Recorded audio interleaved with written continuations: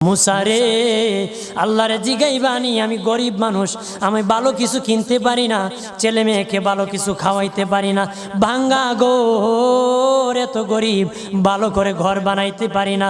আল্লাহরে জিগাইবানি কি করলে আমার উন্নতি হবে, ধনী হব, টাকা পয়সা হবে। আল্লাহরে জিগাইবানি। আল্লাহ মুসা নবী কই ঠিক আছে, আল্লাহরে জিগাইব তুমি কেমনে ধনী